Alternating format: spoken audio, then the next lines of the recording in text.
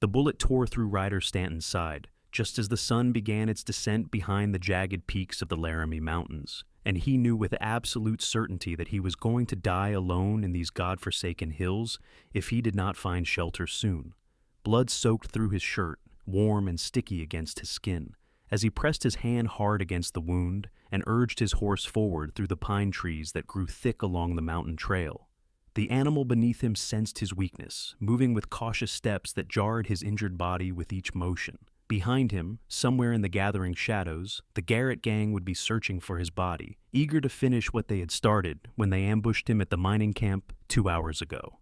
Ryder had been tracking the Outlaws for 3 weeks, ever since they robbed the bank in Lusk, Wyoming, and killed 2 innocent people in the process.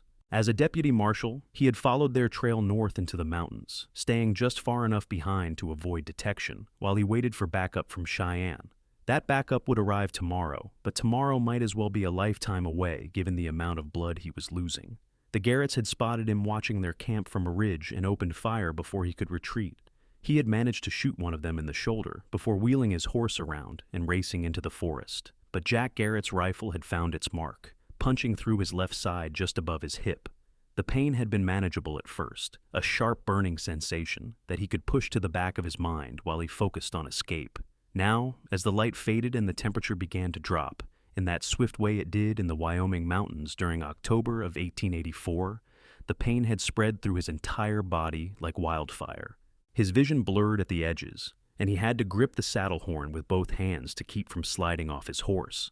The animal whinnied nervously, smelling the blood and sensing the predators that might be drawn to it. He needed to find shelter before full dark.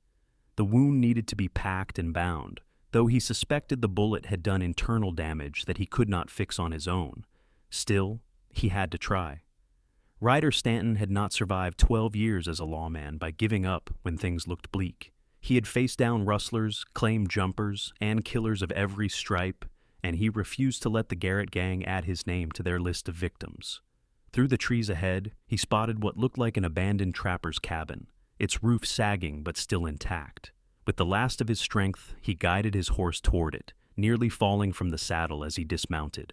The world spun around him, and he had to lean against the horse for a long moment before his legs would support his weight. He tied the reins to a low branch with shaking hands, then stumbled toward the cabin door. It hung crooked on leather hinges, and he pushed it open to reveal a single room with a dirt floor and a stone fireplace against the far wall. The cabin was empty save for a broken chair and some old furs piled in one corner, stiff with age and neglect. Ryder made it 3 steps inside before his legs gave out completely. He collapsed onto the dirt floor, the impact sending fresh agony through his wounded side. He tried to push himself up, to crawl toward the furs, but his arms would not obey. The darkness at the edges of his vision grew wider, threatening to swallow him whole.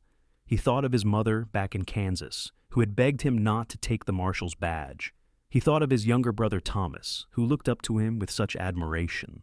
He thought of all the things he had meant to do with his life, the places he had wanted to see, the family he had hoped to build someday. At 28 years old, Ryder Stanton had always believed he had plenty of time for those dreams. Now, lying in his own blood on the floor of a forgotten cabin, he realized how foolish that assumption had been.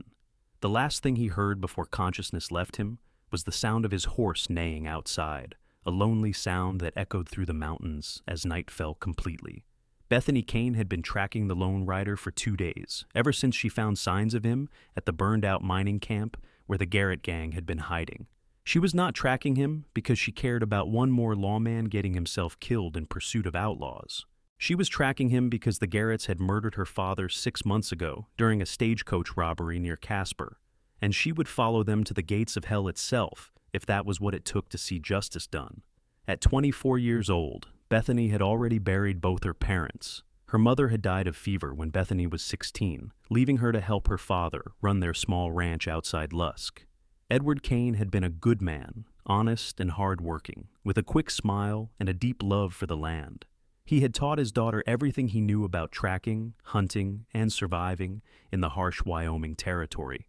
When he died, shot down while trying to protect a woman and her children during the robbery, something inside Bethany had broken and reformed into something harder, sharper, more dangerous. The law had done nothing. The marshal and Casper had made sympathetic noises and promised to pursue the matter, but 6 months had passed with no arrests, no justice, nothing but empty words. Bethany had sold the ranch, packed her few belongings, and set out to do what the law would not. She had tracked the Garretts across half of Wyoming, learning their patterns, discovering their hideouts, staying alive through a combination of skill and sheer determination. 2 days ago, she had finally caught up to them in these mountains, only to find evidence that someone else was hunting them too.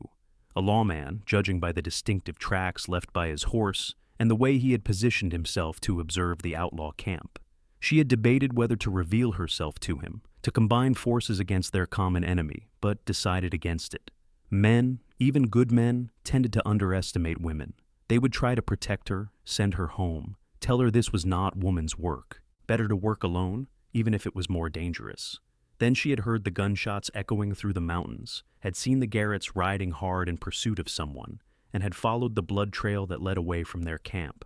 The lawman had been hit, badly by the look of it, but he had managed to lose his pursuers in the dense forest. The Garretts had searched for an hour before giving up and returning to their camp to pack their gear. They would be moving on, which meant Bethany would have to follow them again, but first she needed to know if the lawman was alive or dead. The blood trail led her to the trapper's cabin just as the moon rose above the mountains, casting silver light through the pine trees. She approached cautiously, her rifle ready, unsure what she would find inside. The lawman's horse stood tied outside, head hanging low, and when she touched its flank, she felt it trembling. Not a good sign. She pushed open the cabin door and immediately smelled the blood, sharp and metallic in the cold air. The man lay sprawled on the dirt floor, one hand still pressed against his side, his face pale as death in the moonlight that filtered through the cabin's broken roof. Bethany knelt beside him and pressed her fingers against his neck, searching for a pulse. It was there, faint and thready, but still beating. He was alive, but he would not be for much longer if she did not act quickly.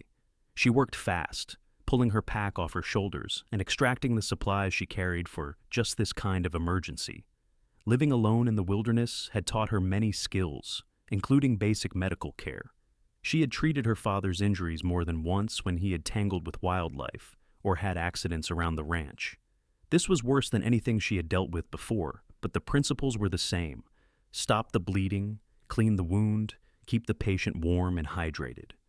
Bethany built a fire in the stone fireplace first, needing light to work by and knowing the warmth would be crucial for preventing shock. The dried wood she found stacked against the wall caught quickly, and soon flames cast dancing shadows across the cabin's interior. She dragged the unconscious man closer to the fire, then carefully cut away his shirt to expose the wound. The bullet had entered just above his left hip and exited through his back, which was both good and bad news. Good because she would not have to dig the bullet out. Bad because it meant 2 wounds to clean and pack. Blood still oozed from both holes, though not with the arterial spurting that would have meant certain death. She heated water from her canteen in a tin cup over the fire, then used strips of cloth torn from her spare shirt to clean away the blood and dirt. The man stirred as she worked, groaning softly but not waking. His face was handsome, despite the pallor of blood loss, with strong features and dark hair that fell across his forehead. He wore a deputy marshal's badge pinned to his vest, confirming what she had suspected about his identity. She wondered what had driven him to pursue the Garretts alone into these mountains, whether he sought justice or glory, or simply did his duty as he saw it. She packed both wounds with clean cloth soaked in whiskey from her flask, knowing the alcohol would help prevent infection, even as it must have burned like fire in his damaged flesh. He jerked and cried out, his eyes fluttering open for just a moment before consciousness left him again. Bethany bound his torso tightly with strips of cloth, wrapping them around his body to hold the packing in place and provide pressure to slow the bleeding. When she finished, she covered him with the old furs from the corner, adding her own bedroll on top for extra warmth. His skin felt cold and clammy beneath her fingers when she checked his pulse again. He had lost a lot of blood, perhaps too much, but she had done everything she could for now. The rest was up to his body's own strength and will to survive. Bethany sat back against the wall and allowed herself a moment to rest. Her hands shook with exhaustion and the aftermath of adrenaline, and she realized she had not eaten since morning. She forced herself to chew some dried meat and hardtack from her pack, washing it down with water from her canteen. The fire crackled cheerfully, oblivious to the life and death struggle playing out in its light. She should leave, she knew. The Garretts would be moving their camp at first light, and if she did not follow them, she might lose their trail entirely. But looking at the unconscious man wrapped in furs by the fire, Bethany knew she could not abandon him. He would die without care, and while she had grown hard in her pursuit of vengeance, she had not yet become the kind of person who could leave an innocent man to die alone in the wilderness. The Garretts would have to wait one more day. Ryder woke to pain and firelight and the sound of someone moving around nearby. For a long, confused moment, he could not remember where he was or what had happened. Then memory returned in a rush. The ambush, the bullet, the desperate flight to this cabin.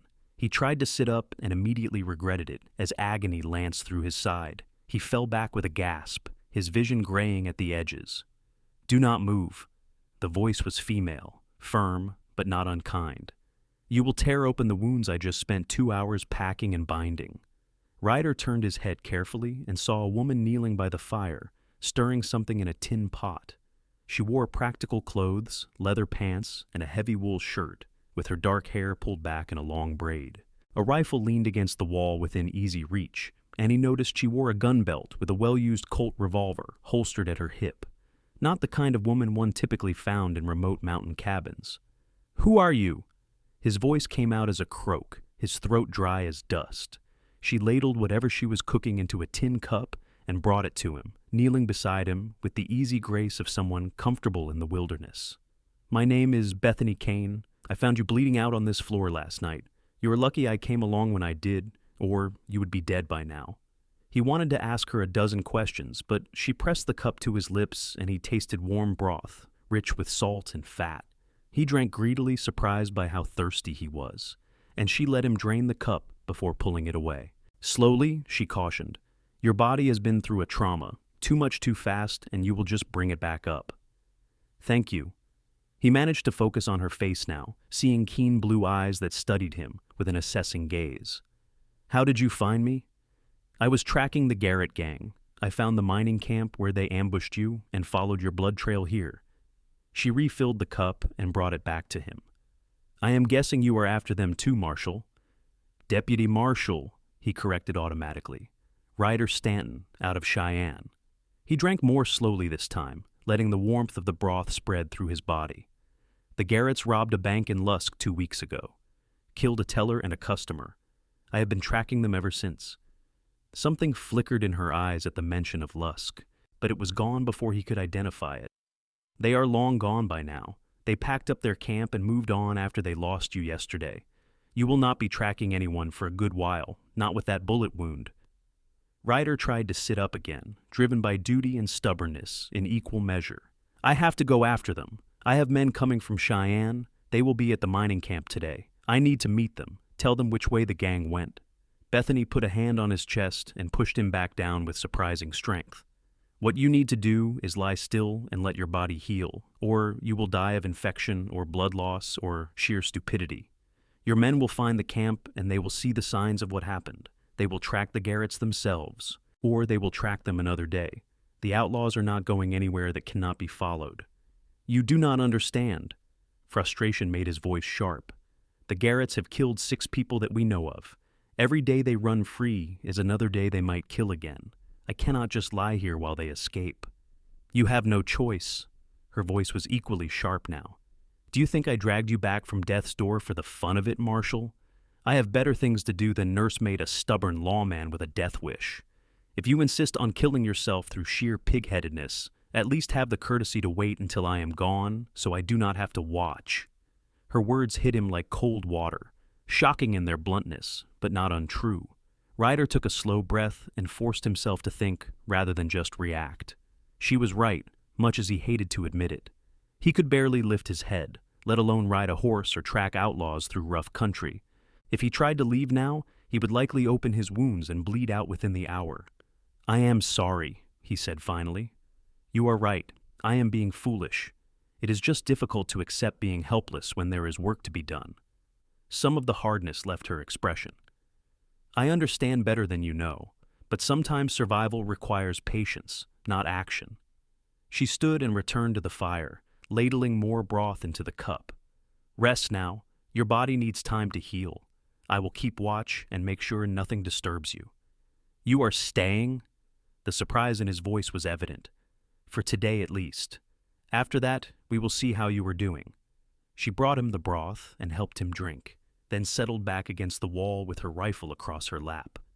Now sleep, Marshal. You look like death warmed over, and you need rest more than anything else right now.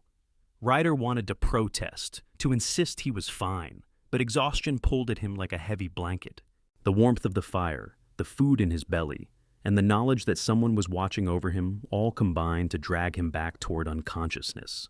His last coherent thought before sleep claimed him was wondering why this strange woman with the sad eyes was risking her life to save his. For 3 days, Bethany tended the injured Marshal, watching for signs of infection and making sure he drank enough water and broth to help his body recover from the blood loss. She changed his bandages twice daily, pleased to see that the wounds were beginning to close cleanly without the telltale redness and heat that would signal infection. He was strong and young, his body responding well to her care, and by the 3rd day he was able to sit up and eat solid food without feeling faint.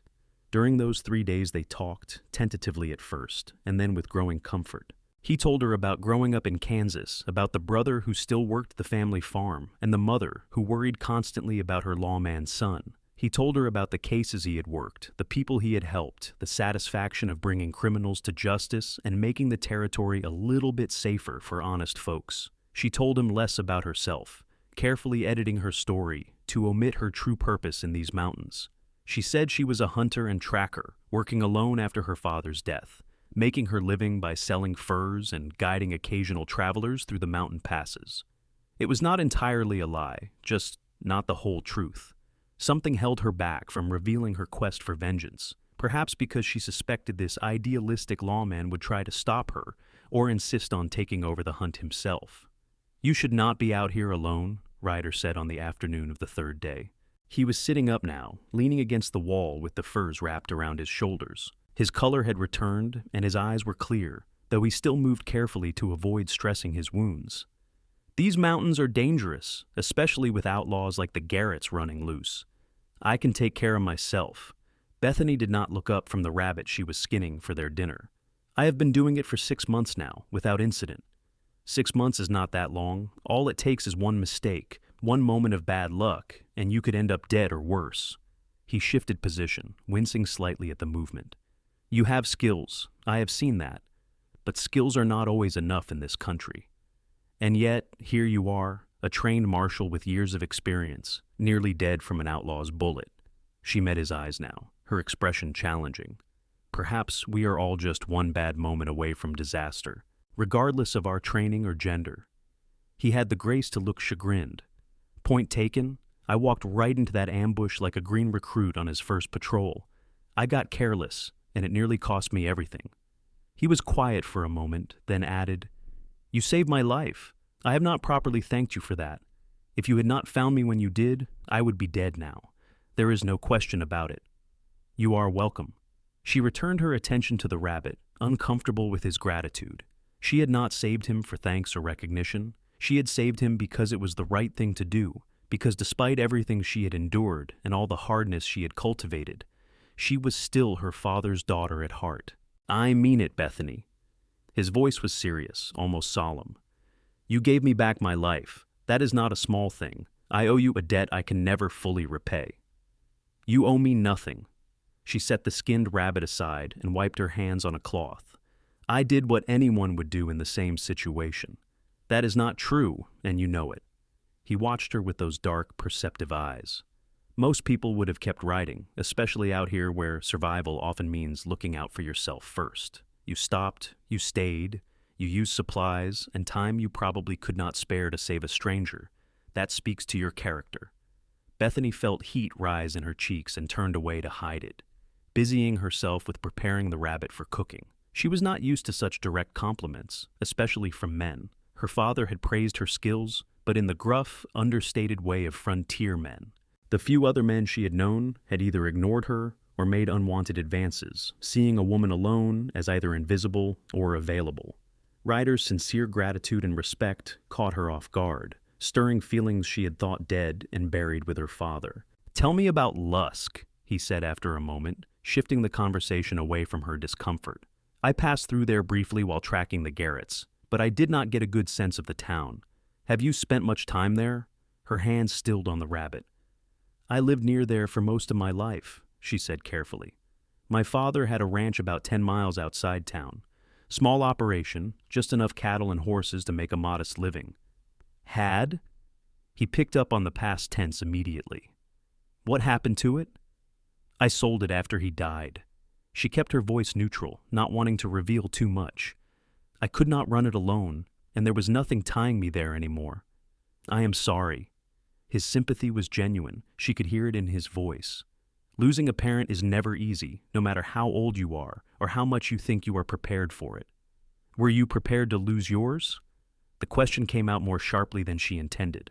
"No." He smiled sadly. "My father died when I was 15. Horse kicked him in the head while he was working in the barn. He was gone before my mother could even fetch the doctor from town. I thought I was grown, thought I was ready to be the man of the family, but I was just a boy playing at being tough. It took me years to actually grow into the role I had claimed." His honesty disarmed her, making her regret her sharp tone. "My father was shot," she heard herself say, before she could stop the words. 6 months ago, stagecoach robbery." Understanding dawned in his eyes, but he did not press for details.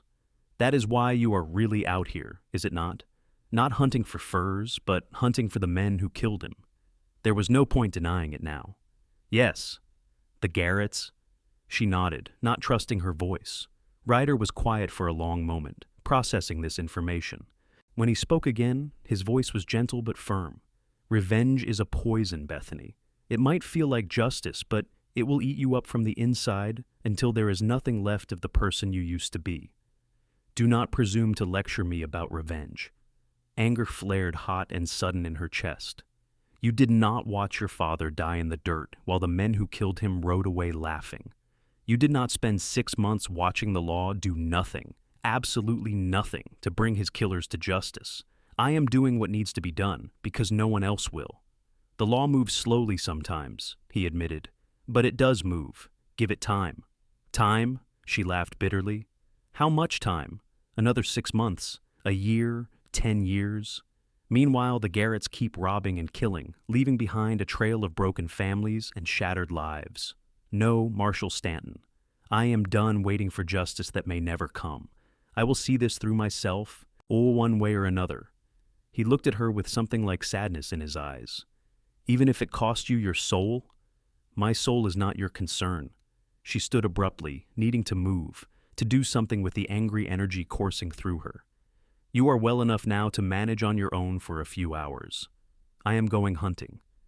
We need fresh meat if we are going to stay here much longer." She grabbed her rifle and left the cabin before he could respond, stepping out into the cold mountain air. The afternoon sun slanted through the pine trees, casting long shadows across the rocky ground. She walked quickly, putting distance between herself and the cabin, between herself and the man, whose questions and kindness threatened to crack the hard shell she had built around her heart. Ryder watched her go, recognizing the signs of someone in pain, trying desperately to avoid feeling it. He understood her anger and her need for justice. He had felt the same way after his father died, had wanted to blame someone, punish someone for the cruel randomness of loss.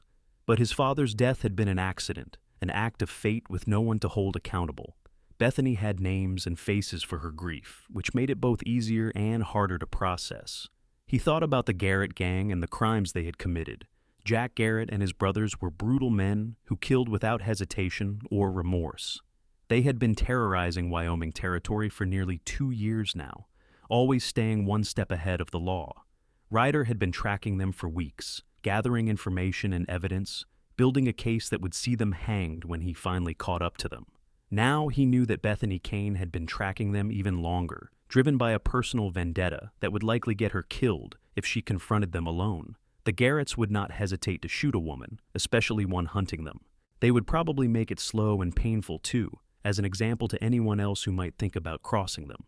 He could not let that happen. He owed Bethany his life, yes, but beyond that, he found himself genuinely caring about what happened to her. Over the past 3 days, he had come to respect her strength and competence, her intelligence and dry humor. He admired the way she moved through the world with confidence, never apologizing for being capable or for taking up space. She was unlike any woman he had ever known, and the more time he spent with her, the more he wanted to know everything about her. Which was foolish, he reminded himself.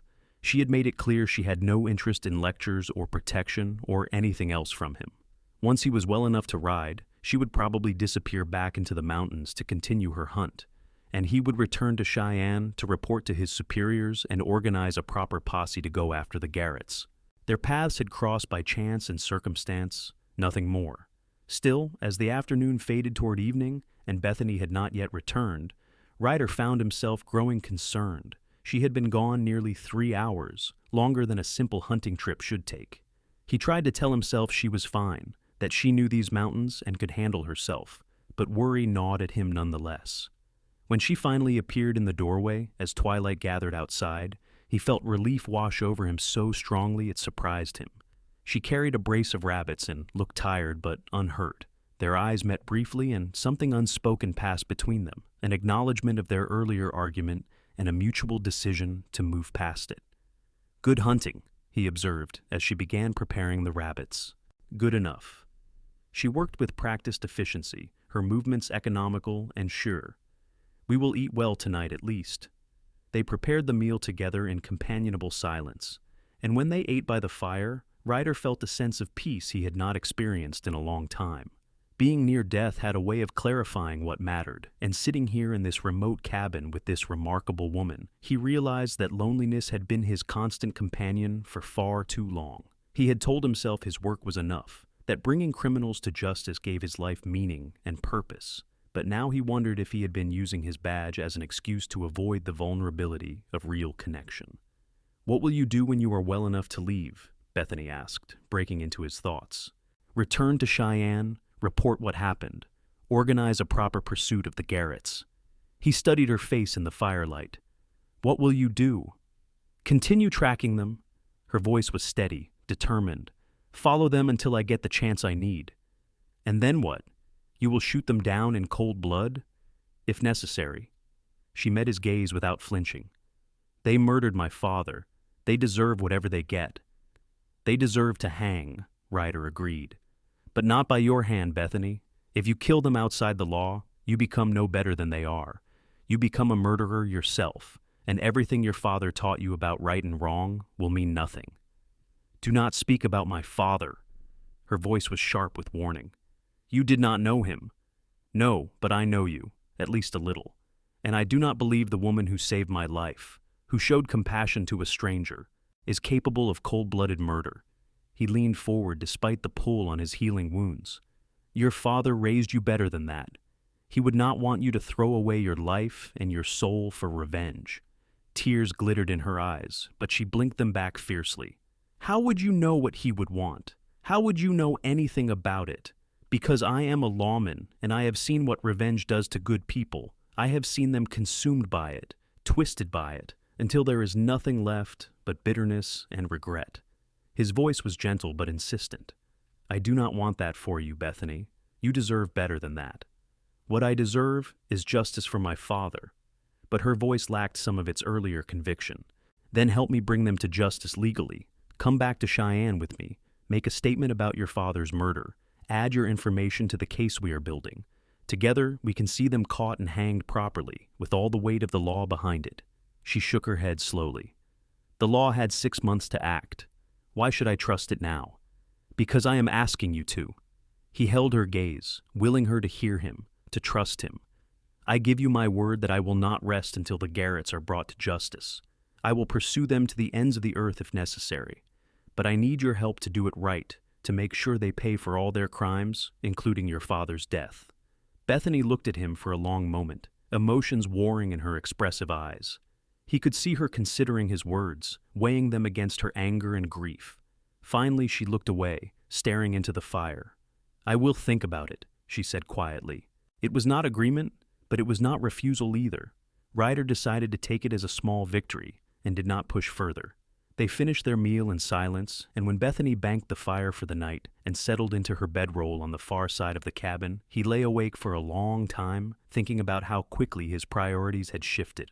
3 days ago, his only focus had been catching the Garretts. Now, he found himself equally concerned with saving this strong, damaged woman from destroying herself in pursuit of vengeance. The next morning, Ryder woke to find Bethany already up and moving around the cabin with restless energy. She had clearly not slept well. Dark circles shadowed her eyes, and her movements had a jerky quality that spoke of exhaustion and tension. "I am going down to the mining camp," she announced when she saw he was awake. "Your men should have arrived by now. They need to know what happened to you." "I should go with you." He started to sit up, but she waved him back down. "You are not strong enough yet for that ride, and you know it. I will go alone, find your men, and bring them back here." She was already gathering her gear, clearly having made this decision before he woke. "It should take most of the day. I will be back by nightfall." "Bethany, wait." He struggled to his feet despite the protest of his wounds. "If the Garretts are still anywhere in the area, you could be riding into danger." "I can handle myself." But she paused, looking at him with something like concern. "Will you be all right here alone?" "I will be fine. It is you I am worried about."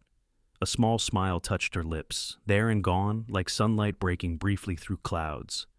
"I appreciate that, Marshal, but I have been taking care of myself for a long time. One more day will not make much difference."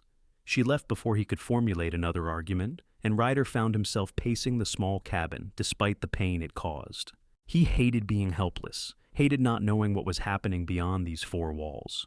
More than that, he hated the thought of Bethany riding alone through country where the Garrett gang might be lurking. The day passed with agonizing slowness. Ryder forced himself to eat, to change his own bandages, to do the exercises Bethany had shown him to keep his muscles from stiffening. The wounds were healing well, he had to admit. In another few days he would be strong enough to ride, and then decisions would have to be made about what came next. Twilight was gathering when he heard horses approaching the cabin. He grabbed his gun belt, which Bethany had hung from a nail by the door, and positioned himself where he could see out without being immediately visible. Relief flooded through him when he recognized Bethany in the lead, followed by 3 men wearing deputy marshal badges. "Stanton!" The lead deputy, a grizzled veteran named Cole Matthews, who Ryder had worked with before, swung down from his horse and clasped his hand firmly. "We thought you were dead when we found all that blood at the mining camp. Miss Kane here explained what happened. You are damn lucky she found you." "I know it." Ryder looked past Matthews to where Bethany was dismounting, her face unreadable. "Did you find any sign of the Garretts?" "Cold trail heading north deeper into the mountains." Matthews gestured for the other deputies to tend the horses. "They have at least 3 days head start on us now, maybe 4. We can try tracking them, but with winter coming on, they might hole up somewhere until spring." Ryder cursed under his breath. He had been afraid of this. The Garretts knew these mountains, knew every hidey hole and back trail. If they wanted to disappear until the snow melted, they could do it easily. "There is something else," Matthews said, his expression grim. "We got word from Rawlins 2 days ago. The Garretts hit a homestead south of there, killed the man who owned it, and assaulted his wife. The woman survived, but she is in bad shape. That makes 8 people dead and 3 assaulted that we know of." Rage and frustration burned in Ryder's chest. While he had been lying helpless in this cabin, the Garretts had struck again. More innocent blood on their hands, more lives destroyed by their cruelty. "We have to go after them," he said. "We cannot let them disappear into these mountains." "You are in no condition to ride," Matthews pointed out. "And frankly, Stanton, chasing them deeper into the high country with winter coming would be suicide. We need to pull back, regroup, and wait for spring. They will come down out of the mountains eventually, and when they do, we will be ready. That could be months from now. How many more people will they kill in the meantime? Probably none if they are smart. Winter in the high country is hard enough without drawing attention to themselves with more crimes." Matthews put a hand on his shoulder, his grip firm. "I know you want to see this through, but sometimes the smart play is to wait. Live to fight another day." Ryder knew Matthews was right, but that did not make it any easier to accept. He looked at Bethany, wondering what she was thinking, but her face gave nothing away. She had been silent since arriving, watching the conversation with those keen blue eyes. "We will camp here tonight and head back to Cheyenne in the morning," Matthews continued. You will need a few more days of rest before you are fit to travel, but Miss Kane says you are healing well. You are lucky to have such a skilled nurse." "More than lucky," Ryder agreed, still watching Bethany. She met his gaze for a moment, then looked away, busying herself with unsaddling her horse. The deputies made camp around the cabin, building up the fire and preparing a substantial meal from their supplies. The mood was subdued, everyone aware that they were giving up the hunt, at least for now. Ryder found himself sitting by the fire next to Bethany, both of them silent while the other men talked and joked with the forced hardiness of men trying to maintain morale. "Thank you for bringing them here," he said quietly, for her ears alone. It was the right thing to do. She did not look at him, her gaze fixed on the flames. "They needed to know you were alive. What about you? What will you do now?" She was quiet for so long, he thought she might not answer. Then, softly, "I do not know. Part of me wants to keep going, to track the Garretts alone if necessary. But another part wonders if you were right, if revenge really will consume me until there is nothing left." "Come back with us," he urged. "Come to Cheyenne, help us build the case against them. When spring comes and we go after them again, you can be part of it. You can see justice done the right way. The right way has not worked so far. Because we did not have all the information.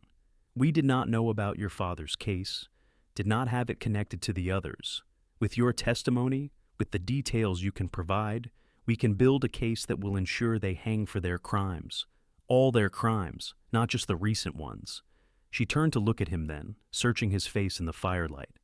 "Why does it matter to you what I do? You have your men now. You do not need me anymore." "Maybe I do." The words came out before he could think them through, raw and honest. "Maybe I need you for more than just tracking outlaws or building cases. Maybe I just need you." Her eyes widened, surprise, and something else flickering in their depths. "Marshal Stanton? Ryder?" He shifted closer, close enough that he could see the flecks of silver in her blue eyes, smell the wood smoke and pine that clung to her hair. "My name is Ryder, and I know this is sudden, I know we barely know each other, but these past few days have meant something to me. You mean something to me. We are strangers thrown together by circumstance," she protested, but her voice lacked conviction. "Are we? I feel like I have known you much longer than a few days, like somehow I have been waiting for you without knowing it." He reached out slowly, giving her time to pull away, and took her hand. Her fingers were calloused and strong, but they trembled slightly in his grasp. "Tell me you do not feel it too, this connection between us." "I do not know what I feel anymore." But she did not pull her hand away. "Everything is confused. My father, the Garretts, you. I cannot think straight about any of it." "Then do not think. Just feel. Just be here with me right now." He raised her hand to his lips and pressed a gentle kiss to her knuckles, a gesture both old-fashioned and intimate. "Let me help you, Bethany. Let me stand beside you instead of watching you walk away towards something that will only hurt you more." Tears spilled down her cheeks then, the first time he had seen her truly cry. She did not make a sound, just let the tears fall while she looked at him with an expression of mingled hope and fear and longing. He released her hand and gently cupped her face, using his thumbs to wipe away the tears. "I am terrified," she whispered, "terrified of trusting you, of letting go of my anger, of what happens if I let myself care about you and then lose you too. I do not think I could survive another loss." "Life does not come with guarantees," he said softly, "but I can promise you this. I will do everything in my power to be worthy of your trust. I will stand with you, support you, and help you find the justice you seek. And maybe, if you will let me, I will love you the way you deserve to be loved." She leaned into his touch, her eyes closing briefly. When she opened them again, he saw the decision there, saw the moment she chose hope over fear. "All right," she said simply. "I will come with you to Cheyenne. I will do things your way. But Ryder, if the law fails me again, if the Garretts escape justice because of some technicality or corruption, I will not make any promises about what I might do." "Fair enough?" He smiled, his heart feeling lighter than it had in years. "That is all I am asking. A chance to prove that justice can work, that the law can protect the innocent and punish the guilty." She smiled back, tentative but genuine, and in that moment Ryder felt something fundamental shift in his world. This woman, this fierce and damaged and extraordinary woman, had given him her trust. He would spend the rest of his life proving he deserved it. The journey back to Cheyenne took 5 days, traveling slowly to accommodate Ryder's healing injuries. Bethany rode beside him most of the time, the two of them talking about everything and nothing, learning each other's histories and habits and hopes. The other deputies watched this developing relationship with varying degrees of amusement and approval, though they were wise enough not to comment on it directly. Cole Matthews pulled Ryder aside on the 3rd evening while they were making camp near a creek. "You are falling for that woman," he observed, his tone neutral. "Yes." There was no point denying it. "She has hard edges, damage. You need to know what you are getting into." "I have some hard edges and damage myself," Ryder pointed out. "Maybe that is why we fit together. We understand each other's scars." Matthews considered this, then nodded slowly. "Just be careful. People driven by revenge can be unpredictable.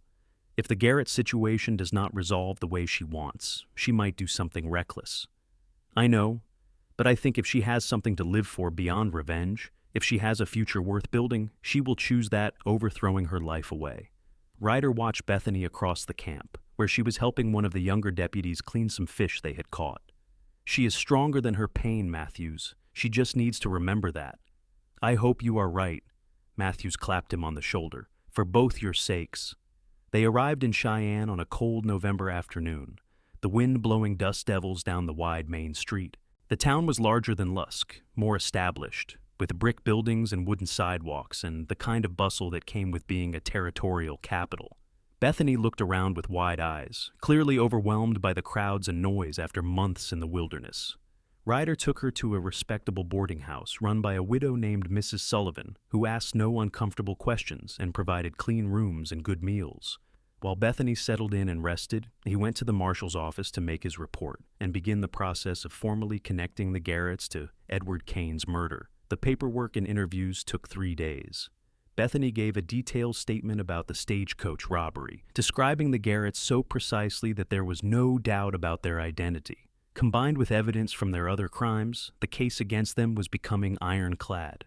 When they were caught, and Ryder had no doubt they would be, eventually, they would hang for their crimes. On the 4th evening, Ryder took Bethany to dinner at one of Cheyenne's better restaurants, a place with white tablecloths and candles on the tables. She looked beautiful in a simple blue dress she had purchased with money from selling her horse and gear, her dark hair pinned up, and her face free of the trail dust that had coated them both for so long. "I feel strange," she admitted as they ate. "Like I am playing dress up, pretending to be someone I am not." "You are not pretending. This is also who you are, Bethany. You are allowed to be both the capable frontier woman and the lady in a nice dress. You are allowed to be complicated." He reached across the table and took her hand. "You are allowed to just be yourself, whoever that is." She smiled at him, that slow, genuine smile that transformed her entire face. "When did you become so wise, Marshal Stanton?" "Probably about the time I nearly died and realized what was actually important in life."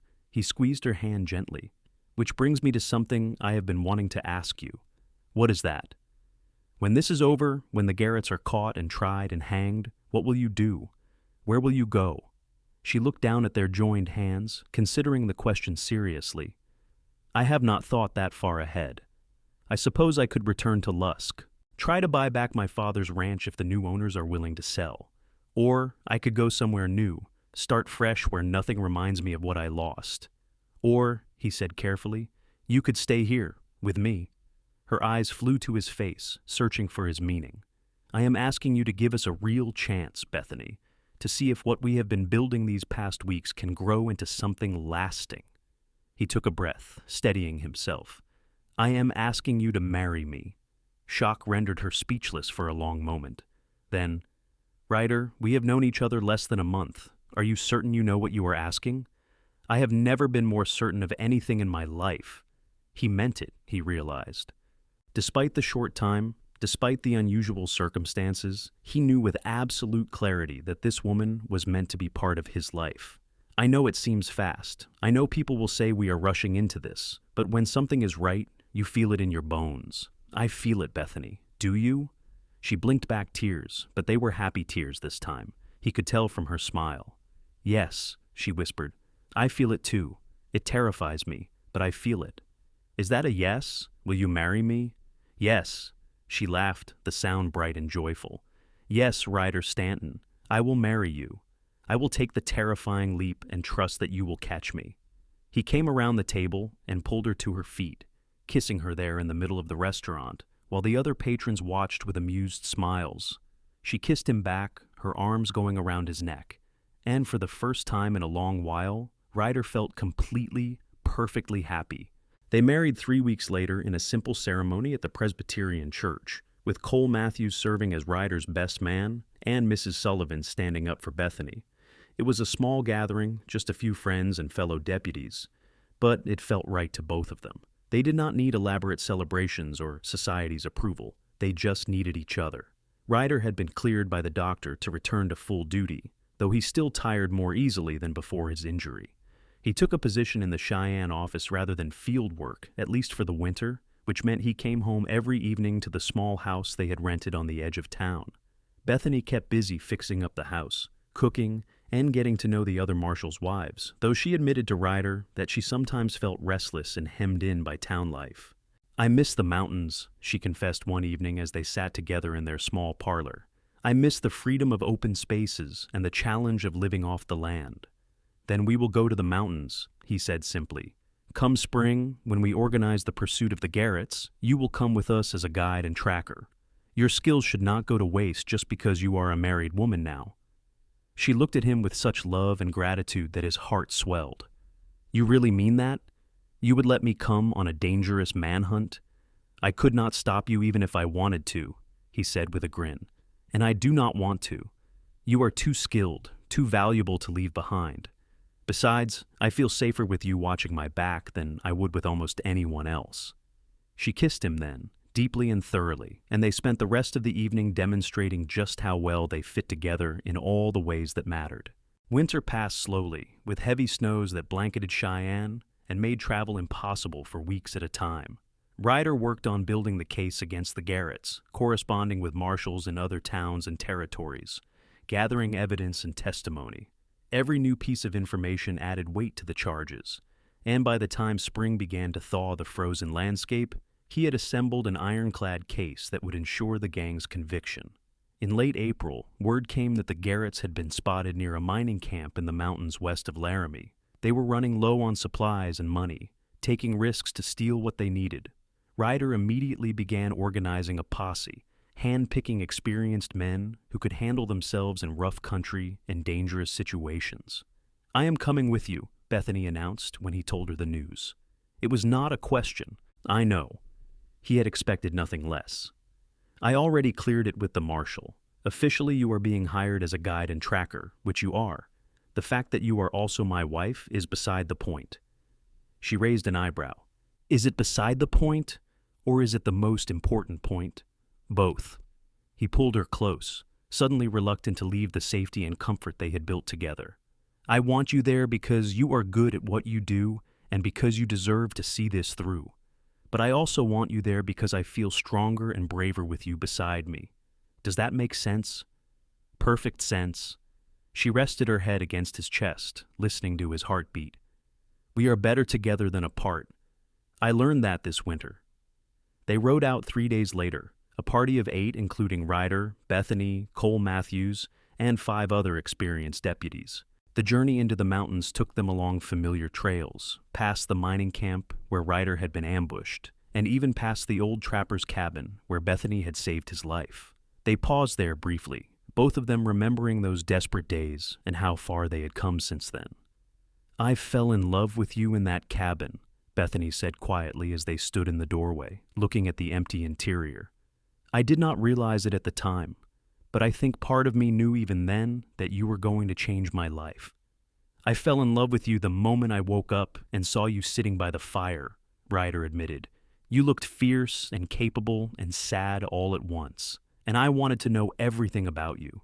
They shared a kiss there in the doorway, sealing the memory, then rejoined the others to continue the hunt. The tracking was difficult, but not impossible. The Garretts had grown careless, perhaps thinking themselves safe in the remote high country.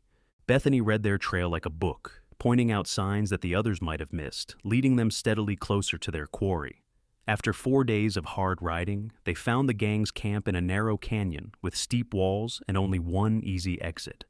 "We have them," Matthews said with satisfaction as they observed from a concealed position above the camp. "They are trapped in there like rats in a barrel." "No unnecessary killing," Ryder ordered, looking at each man in turn. "We take them alive if possible. They deserve a trial and a legal hanging, not frontier justice." The men nodded their understanding, though Ryder caught Bethany's conflicted expression. She wanted the Garretts dead, he knew, but she had promised to do things the right way. He could only hope that promise would hold when they came face to face with her father's killers. They moved into position as dawn broke over the mountains, surrounding the camp while the outlaws still slept. Ryder gave the signal and they rushed forward, weapons ready, shouting for the Garretts to surrender. For a moment, it looked like the outlaws might comply, their hands going up as they stumbled from their bedrolls. Then Jack Garrett, the eldest and meanest of the brothers, grabbed for his gun and everything went to hell. Shots rang out in the narrow canyon, echoing off the stone walls. Ryder dove for cover behind a boulder, returning fire carefully, trying to wound rather than kill. Beside him, Bethany was equally precise with her rifle, shooting to disable. One of the Garrett brothers went down with a bullet in his leg, another with a shattered shoulder. Jack Garrett made a run for the horses, perhaps hoping to shoot his way out and escape. Bethany stood up from behind her cover, her rifle tracking his movement with deadly focus. Ryder saw her finger tighten on the trigger, saw the cold determination in her eyes, and knew she was about to kill him. "Bethany, no!" He lunged forward and knocked her rifle up just as she fired, the bullet going high over Jack's head. She rounded on him, fury in her face. "What are you doing? I had him. We need him alive." Ryder grabbed her shoulders, holding her still. "Remember the promise you made. Remember that we do this the right way." "He killed my father." She struggled against his grip, desperate to finish what she had started. "He deserves to die." "He does, and he will, but not like this. Not murdered in cold blood. That is not who you are, Bethany. That is not who we are." He held her gaze, willing her to hear him, to remember why they were doing this. "Trust the law, trust me." He saw the moment the rage began to ebb, replaced by grief and exhaustion. She sagged against him, the rifle falling from her hands. "I wanted to kill him," she whispered. "I wanted it so badly." "I know, but you did not. You are better than your worst impulses, Bethany. You proved that today." He held her close, while around them, the other deputies secured the prisoners, binding their wounds and preparing them for transport. All 5 of the Garrett brothers had been captured alive, 3 of them wounded, but none fatally. It was a clean operation, the kind that would look good in the official reports and ensure the gang faced proper justice. As they began the journey back to Cheyenne with the prisoners in tow, Ryder felt a sense of completion, of a job well done. Bethany was quiet during the return trip, processing what had happened and what she had almost done. Ryder stayed close to her, offering silent support, trusting that she would work through her emotions in her own time. On the 3rd evening, as they made camp, she finally sought him out where he sat away from the others. "Thank you," she said simply, sitting down beside him, "for stopping me, for saving me from myself." "You would have done the same for me." He put his arm around her shoulders, pulling her close. "We protect each other. That is what partners do." "Is that what we are? Partners?" "Partners, lovers, best friends, husband and wife. All of it." He kissed the top of her head. "You are my everything, Bethany Kane Stanton. I will spend the rest of my life making sure you know that." She tilted her face up to his, her eyes bright with unshed tears. "I love you. I do not think I have actually said that yet, but I do. I love you more than I thought I could love anyone." "I love you too." He kissed her softly, tenderly, pouring all his emotion into the gesture.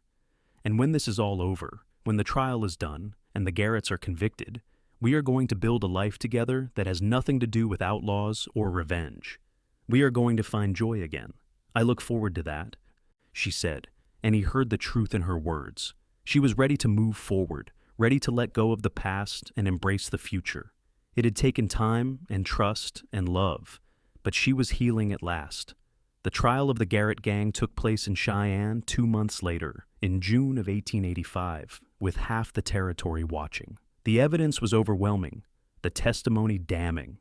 Bethany took the stand and described her father's murder in clear, steady tones, never breaking down, even when recounting the worst details. The jury deliberated for less than an hour before returning guilty verdicts on all counts for all 5 brothers. Judge Harrison sentenced them to hang, and exactly 2 weeks later, the sentence was carried out in the yard behind the territorial prison.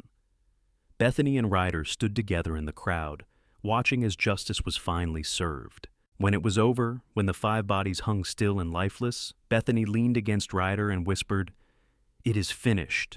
Yes. He held her tightly, feeling her tremble with emotion. Now we can move forward. Now we can really start living. They left Cheyenne the next day, heading west toward new opportunities and fresh starts. Ryder had resigned from the Marshal's service, ready for a quieter life after years of chasing criminals. They had enough money saved to buy a small ranch, and with Bethany's skills and Ryder's determination, they could make a good life raising cattle and horses in the Wyoming territory they both loved. They found their land near a town called Buffalo, nestled in the foothills of the Bighorn Mountains. It was beautiful country, with clear streams and meadows full of wildflowers in summer, and mountains rising purple and majestic against the endless sky. The ranch house needed work, but it was solid and sturdy, and they spent that first summer fixing it up and building corrals and barns. It was hard work but satisfying, and Ryder had never seen Bethany look happier than when she was working the land, training horses, or just sitting on the porch watching the sunset paint the mountains gold and crimson. The haunted look had left her eyes, replaced by peace and contentment. She smiled more often now, laughed freely, and the nightmares that had plagued her in those first months after her father's death had finally stopped. In the spring of 1886, Bethany discovered she was pregnant. They celebrated quietly, just the 2 of them, standing on their porch and looking out at the land they had claimed together. Ryder placed his hand gently on her still flat stomach, marveling at the new life growing there. "Are you scared?" Bethany asked, covering his hand with hers. "Terrified," he admitted, "but also excited, happy, grateful, all of it at once. Me too." She turned in his arms, her face glowing with joy. "I never thought I would have this. Family, home, happiness. I thought that all died with my father. You built something new from the ashes," Ryder said softly. "We both did. And now we get to share it with the next generation." Their son was born in December, a healthy baby with his mother's blue eyes and his father's dark hair. They named him Edward, after Bethany's father, and watched him grow with wonder and fierce protective love. 2 years later, a daughter came, whom they named Rose, and then another son 3 years after that. The ranch prospered, growing steadily as they added cattle and horses, hired a few hands to help with the work, and established a reputation for fair dealing and quality stock. Ryder occasionally served as a deputy when the town marshal needed extra help, but mostly he focused on his family and his land, content with the peaceful life they had built. On quiet evenings after the children were in bed, he and Bethany would sit together on the porch and talk about everything and nothing, still learning each other after all these years, still finding new depths to explore in their relationship. Sometimes they talked about that winter in the mountains, about the cabin where they had met, and the journey that had brought them together. "Do you ever regret how it happened?" Bethany asked one night, when they had been married nearly 10 years. "The violence, the near death, all of it?" Ryder considered the question seriously before answering. "I regret that people died and that you lost your father. I regret the suffering the Garretts caused, but I cannot regret the path that led me to you. Even if I could go back and change things, I would not, because I might lose you in the process. We were both broken when we met," she reflected. "Me by grief, you by that bullet wound. Maybe we needed to be broken first before we could be remade into something stronger together." "Maybe so." He pulled her close, breathing in the familiar scent of her hair, feeling the solid warmth of her body against his. "All I know is that I am grateful for every day I get to spend with you. You are still the best thing that ever happened to me, Bethany Stanton. And you to me." She kissed him, soft and sweet and full of promise. "Always and forever, Ryder. That is my promise to you." They kept that promise through the years that followed, through good times and hard times, through joy and sorrow and everything in between. They raised their children to be strong and honest, teaching them to respect the land and value family above all else. They grew old together on their ranch in the shadow of the Bighorn Mountains, their love deepening and maturing like fine wine. Young Edward grew into a fine man who took over the ranch when Ryder and Bethany were ready to step back from the daily work. Rose married a school teacher from town and gave them grandchildren who filled their later years with laughter and love. Their youngest son became a veterinarian, using the skills he learned on the ranch to help animals throughout the territory. In the autumn of 1921, Ryder and Bethany celebrated their 36th wedding anniversary by riding up into the mountains together, following some of the same trails they had traveled all those years ago. They were both in their 60s now, their hair gray and their bodies showing the wear of hard lives well lived, but they still sat a horse well and still found joy in the wild places. They found the old trapper's cabin, still standing though more decrepit than ever, and dismounted to explore it one last time. Inside, little had changed except that time and weather had taken their toll on everything. They stood together in the single room, remembering. "This is where it all began," Bethany said softly. "Where I saved your life and you saved my soul." "We saved each other," Ryder corrected gently. "We were always saving each other, from the very beginning." She smiled at him, that same smile that had captivated him 37 years ago, still beautiful despite the lines time had etched around her eyes and mouth. "Do you know what I remember most about those days in this cabin?" "What?" "The moment I realized I did not want to be alone anymore. The moment I looked at you and thought, maybe this is what I have been surviving for. Not revenge, but this. Love, connection, future." She took his hands in hers, squeezing gently. "You gave me a reason to choose life over death, hope over despair. You gave me everything." "You gave me the same," he said, his voice thick with emotion. "I was going through the motions before I met you, doing my duty but not really living. You taught me what it means to be fully alive, to love without reservation, to build something that matters." They held each other in that old cabin as the afternoon light slanted through the broken roof, two people who had found each other in the most unlikely circumstances and built a love that had lasted decades. Outside, their horses waited patiently, and beyond them, the mountains rose eternal against the sky, witness to all the human drama that played out in their shadows.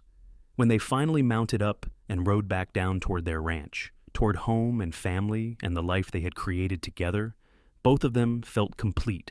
They had started as two broken people in a time of violence and grief, but they had become something greater than the sum of their parts.